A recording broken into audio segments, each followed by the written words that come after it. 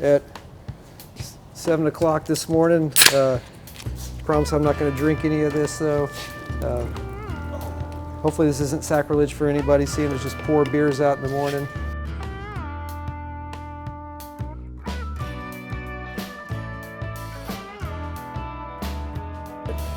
Now we're going to get rolling a little bit with the beer can chicken. We've laid out our beer can chicken holders here. We're going to make a dozen chickens today. Somehow we've landed on Lone Star Light. Don't know if it makes any difference, but that's what we use every time. I can think of at least half a dozen times when we've started out in the morning and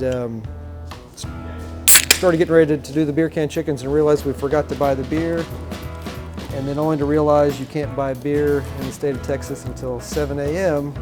And so I've been over at the Quickie Mart waiting in line for the magic hour of 7 to strike so I can pay for my beer and rush back over here. We'll also put some of our leftover vegetables in there that we use for the beer can chicken. And so as you're cooking, it evaporates all that moisture and helps keep the ribs and chicken moist. And so that's why I'm pouring it here in this pan instead of pouring it on the ground. All right, so we're making up the vegetables right now for the beer can chicken. A little less particular cutting up the vegetables for the beer can chicken because it's not going to be consumed. This is just going in as a spice to flavor that beer that's going to evaporate up into the chickens and keep them moist while we're cooking. We don't have to worry a whole lot if a little bit of garlic skin gets in there because we're not going to consume that. It's just, again, it's just in there for the flavoring. All right, now we're going to cut the tops out of these things so I can shove all the vegetables in there.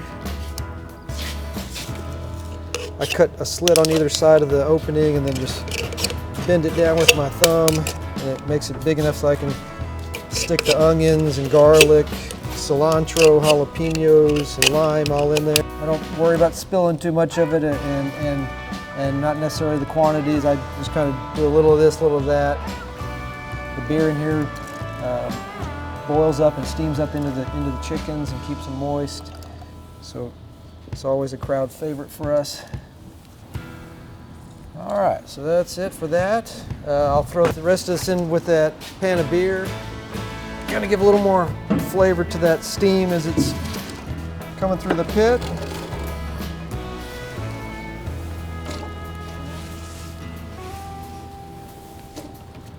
All right, we are done with that.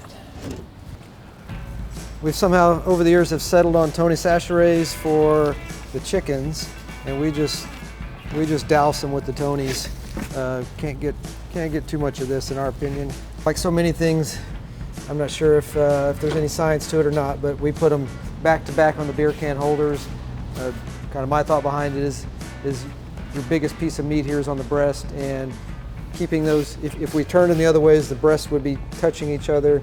It wouldn't allow for the smoke to get equally distributed across that meat, and also I worry about whether or not we would evenly heat that up as well if we had the breasts touching each other. And so anyway, we put them back to back on here, and anyway, that's what we do. We'll keep stacking them up on here. Now we're ready to put the chickens on.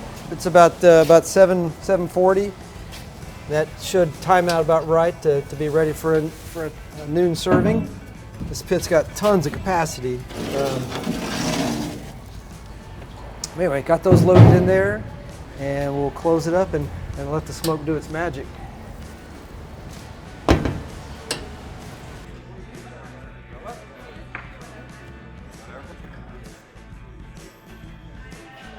Enough or you want another? Okay.